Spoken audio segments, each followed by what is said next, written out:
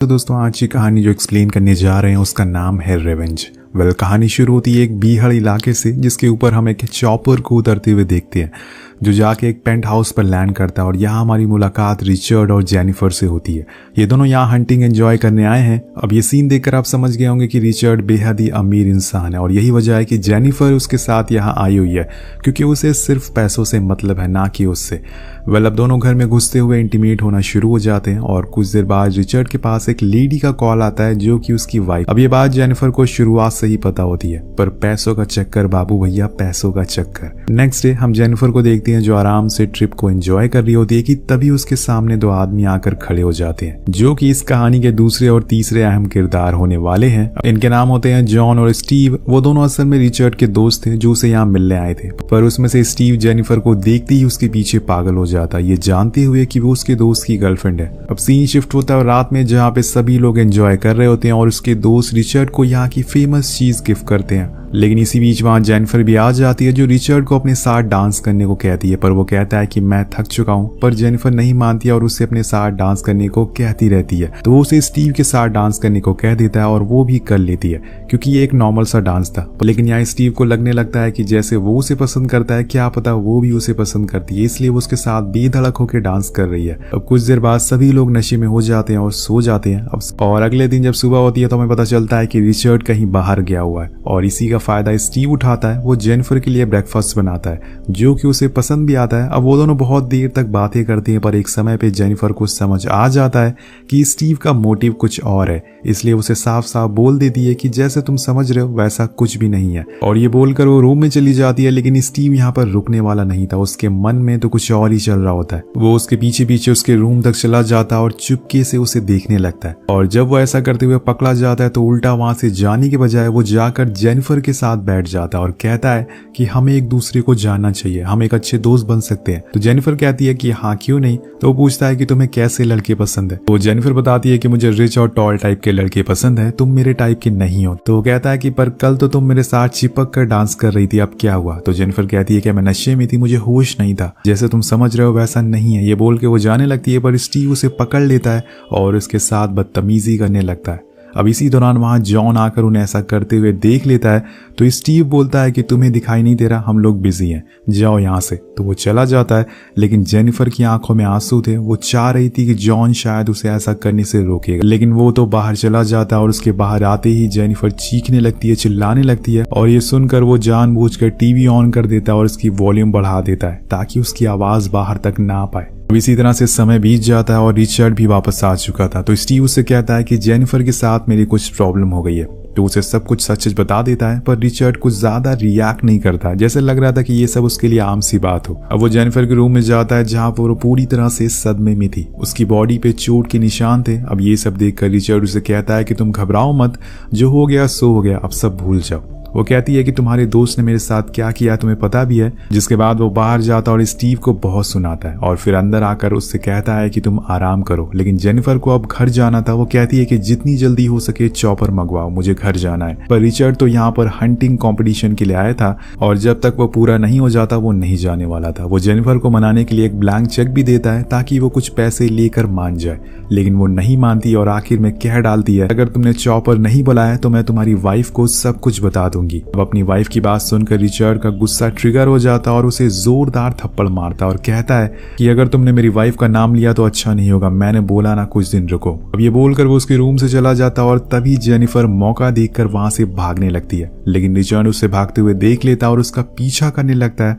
अब उन्हें भागते हुए स्टीव और जॉन भी देख लेते हैं और ये भी उनके पीछे भागने लगते हैं। अब दोस्तों जिस आइलैंड पर ये लोग मौजूद थे वहां दूर दूर तक कोई भी घर नहीं था, यहाँ अकेले थे ये। अब ये जानते हुए जेनिफर बिना देखे बस भागी जा रही थी। उसके पीछे ये तीनों जानवरों की तरह पड़े हुए थे, लेकिन तभी रास्ता खत्म हो जाता है और जेनिफर को रुकना पड़ता है। जेनिफर को देखकर ऐसा लग रहा था कि अब शायद वो यहाँ से कूदने वाली है, लेकिन रिचर्ड कहता है कि ऐसा मत करो, सब कुछ ठीक हो जाएगा, देखो मैं चॉपर मंगवा रहा हूँ। अब वो फौरन स्टीव से फोन मांगता और पायलट को यहाँ आने के लिए बोलता है और इसके बाद वो उसे बताता है कि आधे घंटे में चॉपर यहाँ पर आ जाएगा और फिर तुम आराम से यहाँ से जा सकती हो। अब ये बात सुनकर जेनिफर थोड़ा रिलैक्स फील करती है, थोड़ा अच्छा फील करती है। उसे लग रहा था कि अब वो यहाँ से आजाद हो जाएगी, लेकिन इसी दौरान यहाँ पर कुछ ऐसा होता है जो सबको चौंका देता है। अचानक से रिचर्ड उसे धक्का दे देता है जिससे वो सीधा नीचे जाकर पेड़ पर गिरती है और ऑन द स्पॉट उसकी मौत हो जाती है। अब ये देखकर स्टीव बहुत ही घबरा जाता है। वो कहता है कि तुमने ऐसा क्यों किया? तो रिचर्ड बोलता है कि अगर हमें पुलिस और हमारी वाइफ से बचना है तो ये करना जरूरी था, नहीं तो ये लड़की हमारी लाइफ खराब कर देती। और हम यहाँ पर जिस काम के लिए आए हैं वो हमें करना है, पर उससे पहले हमें इसकी लाश को ठिकाने लगाना पड़ेगा।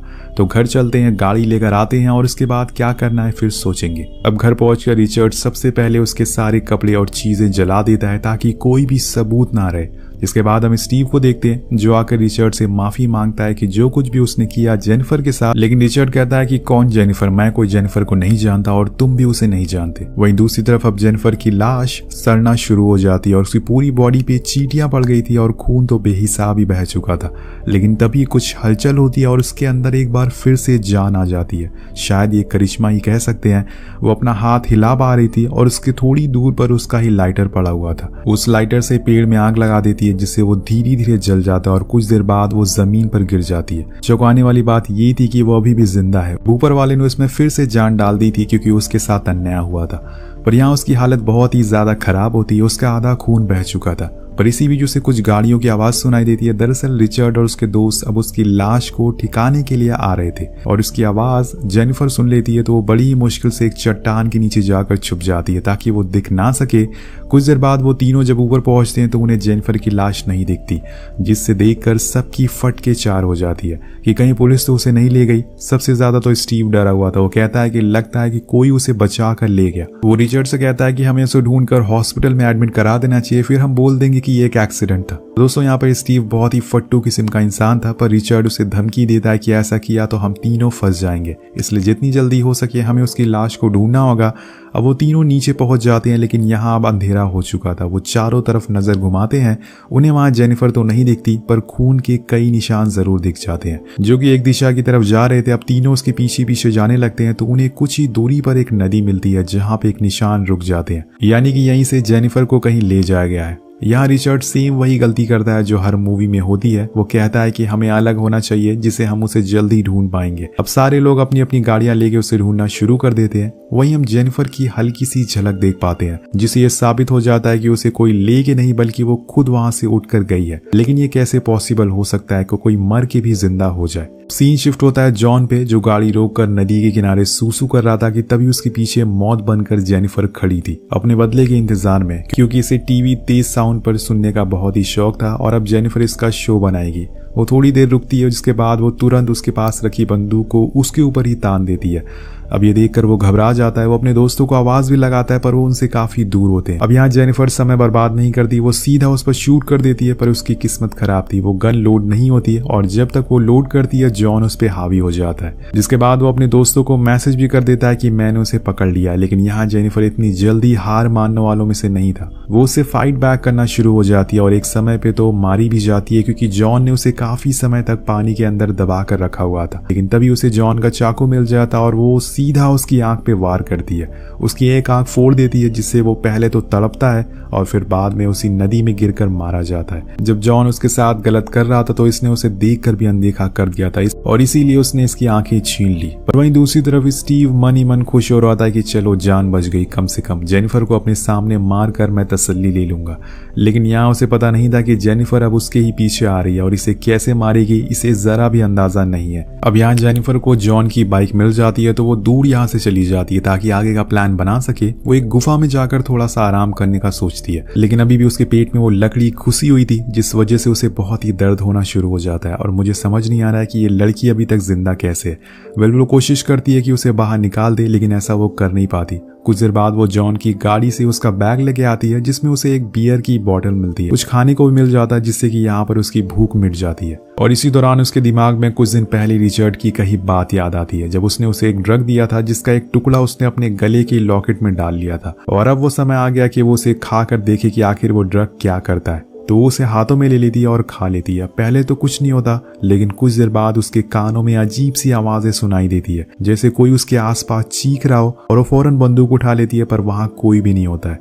इसके बाद वो एक बार फिर से उस लकड़ी के टुकड़ों को बाहर निकालने की कोशिश करती है, लेकिन किसी दूसरे तरीके से। पहले तो वो चाकू से अपने पेट को फाड़ देती है, जिसके बाद वो टुकड़ा गिर जाता है और फिर कट की वजह से अब खून बहुत ही ज्यादा बहने लगा था। तो कैन को चीर कर उसे गर्म करती है और अपने चोट वाले हिस्से में चिपका देती है, जिससे कि उसकी चीखें निकल जाती है। लेकिन दोस्तों, यहाँ पर खून को रोकना बहुत ही जरूरी था। अब उसे थोड़ा आराम मिलता है, जिससे वो थोड़ी देर के लिए सो जाती है। शायद ये सब उस ड्रग का असर होता है, जिससे वो आराम से सो पा रही है। सुबह होने पर हम स्टीव को देखते हैं, जो नदी के किनारे मुंह धुल रहा होता है कि तभी उसके सामने जॉन की तैरती हुई लाश दिखती है और उसे देखकर उसकी पैंट गीली हो जाती है। जॉन की लाश पानी की वजह से पूरी तरह से फूल गई थी और बहुत ही डरावनी लग रही थी। उसकी शक्ल देखकर वो इतना डर जाता है कि वो नदी में गिर जाता है। पर यहाँ स्टीव बहुत ही गुस्से में आ जाता है। अब उसे पता चल चुका था कि ये सब किसने किया है। वही रिचर्ड जॉन की बॉडी को वापस पानी में बहा देता है, पर उसके अंदर भी एक गुस्सा था और वो गुस्सा स्टीव को मारकर बाहर निकालता है। और उसे भी यकीन हो चुका था कि जेनिफर को हल्के में नहीं लेना चाहिए। वहीं दूसरी तरफ गुफा में जेनिफर को ढूंढते ढूंढते रिचर्ड वहां पहुंच जाता और अपनी बंदूक से उसकी खोपड़ी उड़ा देता है। लेकिन तभी जेनिफर की आंख खुल जाती है और ये उसका एक सपना था, लेकिन उसे अब अपने आसपास वही तीनों दिखाई दे रहे थे। और इसी बीच उसे अपने पेट पे कुछ महसूस होता है। उसने जो अपने पेट पर वो कैन लगाई थी और हम देखते हैं कि उस कैन का टैटू उसके पेट पर छप चुका है, जिसे आप अंदाजा लगा सकते हैं कि ये कितना दर्दनाक होगा। लेकिन जेनिफर अब रुकने वाली नहीं है। वो बंदूक और गोलियां लेकर निकल जाती है। वहीं मीलों दूर रिचर्ड और स्टीव आपस में बात कर रहे होते हैं कि अब कहाँ जाना चाहिए। तो स्टीव कहता है कि हम बस 2 बचे हैं और मैंने सुना है कि जब भी जंगल में कोई लॉस्ट होता है, कोई खोता है, तो उन्हें हमेशा साथ रहना चाहिए। तो वो गुस्से में कहता है कि क्या हम जंगल में खोए हैं? हम अलग होकर जाएंगे और जेनिफर को ढूंढेंगे। अब स्टीव अपनी कार लेकर दूसरी ओर निकल जाता है। काफी समय ड्राइव करने के बाद स्टीव एक पहाड़ के ऊपर पहुंचता है, तो वहां उसकी कार का पेट्रोल खत्म हो जाता है। वो फ्यूल भरने के लिए नीचे उतरता है, पर यहाँ उसके ऊपर किसी और की भी नजर थी और वो थी जेनिफर। वो उसे दूरबीन से देख रही थी और जैसे ही वो बाहर निकलता है, वो अपनी स्नाइपर से उस पर एम करती है। पहले तो वो एम नहीं कर पाती है और जब दोबारा वो शूट करती है तो उसकी गोली उसके कंधे पर लग जाती है और उसका शॉट मिस हो जाता है। गोली लगती ही स्टीव समझ जाता है कि जेनिफर उसे देख रही है। वो भागने लगता है, लेकिन अब जेनिफर भी उसके पीछे नहीं हटने वाली थी। वो उसके पीछे पीछे जाती है और कॉम्बैट फाइट के लिए भागती है। लेकिन स्टीव ने उसे देख लिया था, पर उसके कंधे पे इतना खून निकल गया था कि उसे बंदूक ही नहीं उठ रही थी। कुछ देर बाद उसके पैर में शीशे भी घुस जाते हैं, जिसे निकालने के लिए उसके अपना पैर को चीरना पड़ता है। यहाँ स्टीव के आगे पीछे हर जगह से खून निकल रहा था, उसकी फटी पड़ी थी। लेकिन वो फिर भी अपना दिमाग चलाता है। वो बहुत ही चालाकी से दोबारा उसी जगह आकर खड़ा हो जाता है जहाँ पे उसकी कार थी। अब वहां से वो सीधा जेनिफर के सर पर गोली चलाता है, लेकिन गोली उसके कान को चीर कर निकल जाती है। अब ये देखकर स्टीव पागल हो जाता है और वो उस पर कार चढ़ाने के लिए तेजी से आगे बढ़ने लगता है। सामने से जेनिफर भी उस पर लगातार गोलियां चला रही थी, लेकिन एक भी गोली निशाने पर नहीं लगती। लेकिन जैसे ही वो करीब आता है, उसकी एक गोली जाकर स्टीव के सर पे लग जाती है, जिससे कि उसकी खोपड़ी खुल जाती है।